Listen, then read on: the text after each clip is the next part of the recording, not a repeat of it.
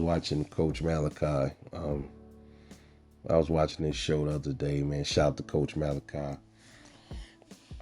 He said something interesting, man, that I kind of wanted to talk about. He said the three most hated boxers he believes is Devin Haney, Terence Crawford, and Shakur Stevenson. Now we know for each of these fighters are hated for various reasons, and I thought about him, and I'm like, yeah, he's right, bro.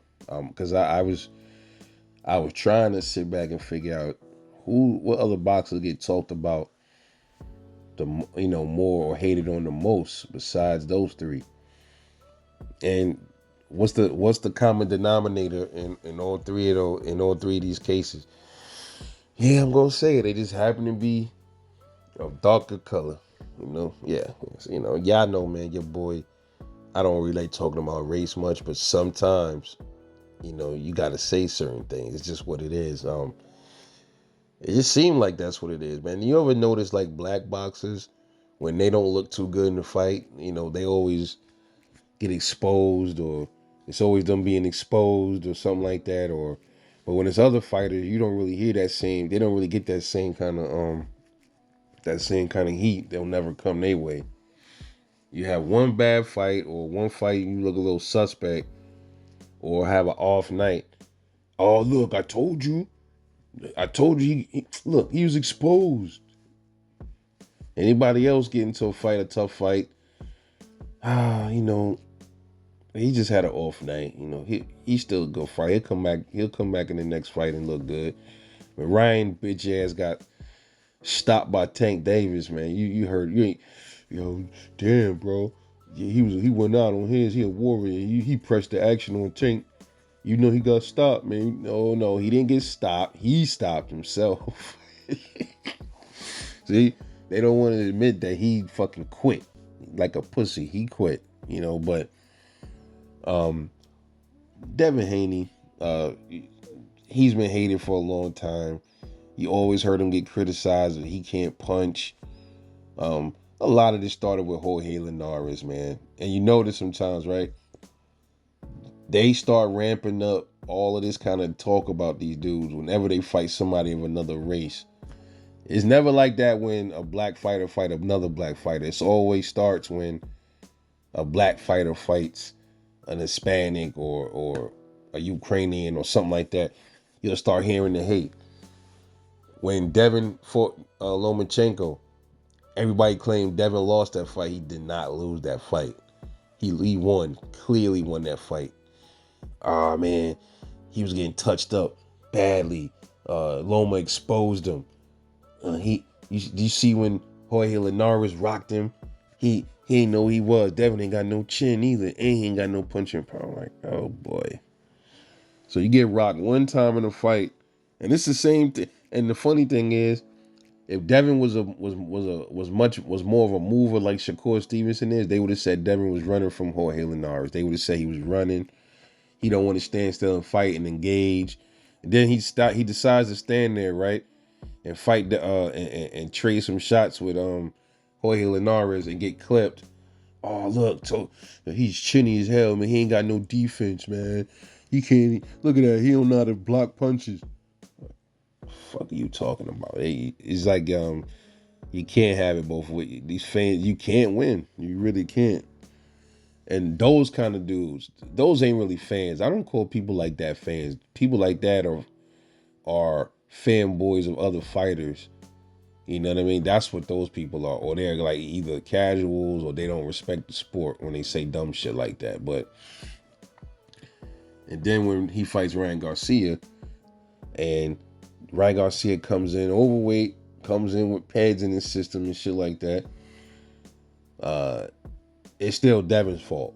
Devin got rocked and dropped like 4,000 or 5,000 times. I told you he was exposed. And I'm like, okay. Well, was the Osterine exposed in Ryan Garcia's system or not? What about that kind of exposure? Talk about that kind of exposure. Then they'll start making excuses. Oh, but it was only this amount. It was a trace amount. It was just like I said. Who beat Devin that night? Was it Ryan Garcia or was it Osterine Garcia? Which one of them beat Ryan Garcia? Beat Devin Haney? Be honest with yourself for once. Then Terence Crawford, I think he's hated the most out of all of them, man, because obviously a lot of his hate started when he moved up in the division, and a lot of time the hate is coming from everywhere with Bud. It's from his own people, it's from other people. That dude he just can't win for winning, I guess, right? But this guy he beats Errol Spence. You got a lot of the Spence fanboys and Spence channels coming at him till this day. They coming at him. Every time he get into a fight, they criticizing something about him. Oh man, he lost a fight with Madrimov where he clearly didn't lose that fight. He lost a fight with Madrimov and he looked suspect. I'm like, bro, if one of their same favorite fighters would have moved up in one weight class and looked suspect, you know what's gonna happen? Now Errol Spence, he didn't fight. Errol Spence had fights at 154. A couple of years ago, he had fights. A lot of people don't even know that, but yeah, some of his earlier fights was at 154, right?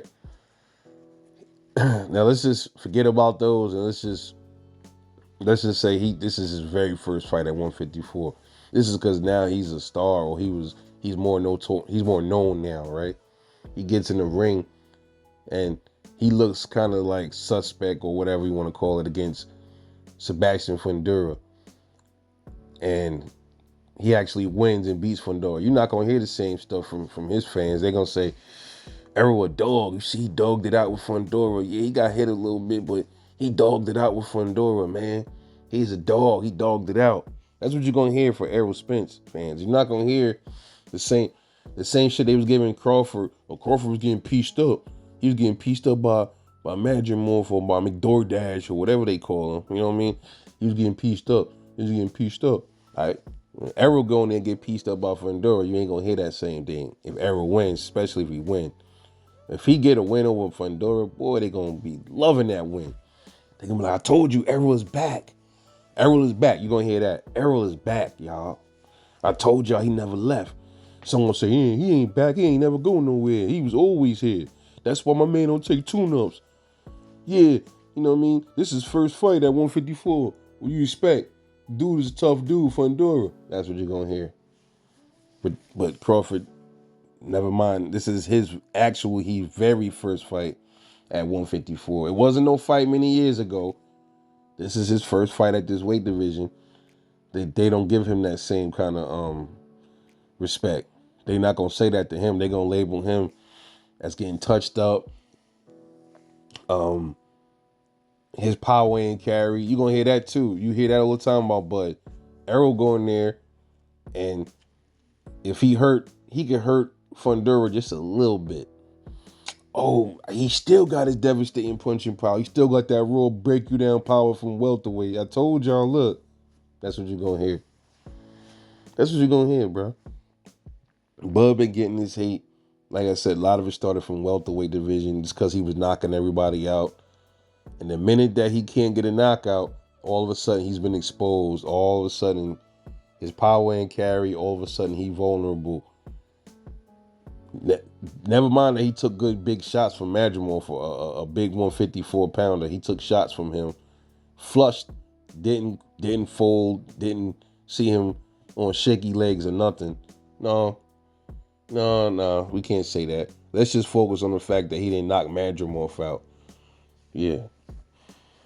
And Errol Spence, and the funny thing about that is, Errol Spence, he hasn't gotten a whole bunch of knockouts before Ugas. He fought Ugas and got the knockout. But before Ugas, he didn't knock out Shawn Porter. He didn't knock out Danny Garcia, right? They never criticized him for that, right? They didn't criticize him for that, but he was getting knockouts before. I think Shawn Porter broke that knockout streak, I believe. It was Shawn Porter. Why didn't his fans say anything about how he looked against Shawn Porter? You see how they are? They just they weird like that, man. They weird like that's what they do when it comes to Bud and Errol. Errol and Bud could be doing the same exact things almost. They'll criticize Bud, but then they'll exclude Errol Spence from that same criticism. Can't make this stuff up. Right in your face, you see it. And then Shakur Stevenson, him too. The hate that he gets, he's been getting hate from his style. Period. His style of fighting, he's been getting hate from a long time, and a lot of times it does come from a lot of those Mexican fighters too. A lot of them been hating him, especially from when he beat up Oscar Valdez. They didn't want to give him his credit for that. A lot of them, I seen the comments, man.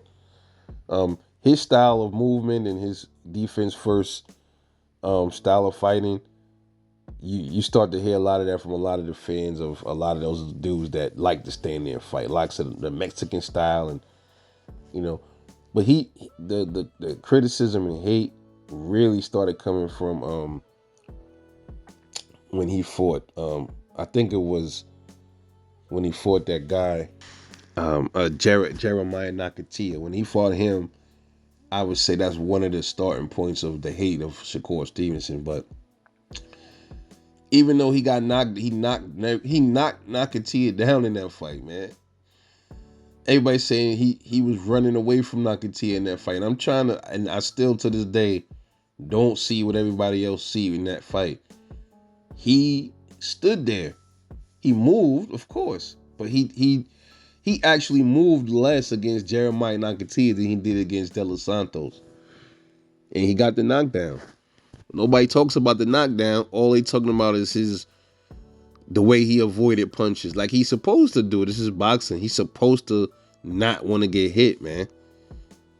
It's ridiculous, man. It's crazy. You can't make this stuff up, man.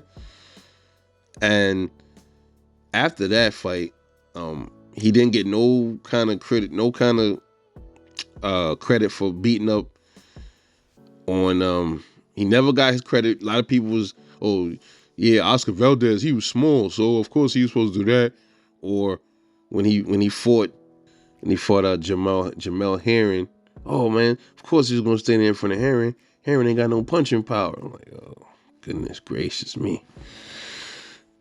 And then we know the De Los Santos fight was kind of like the nail in the coffin, boy. Boy, when he had that performance where he didn't really engage, that was giving them ammunition to attack, boy. They like, yeah, Shakur Runnerson, and yeah, we told you he's flapping his wings and flying the whole fight, and spring chicken, and I'm like, okay.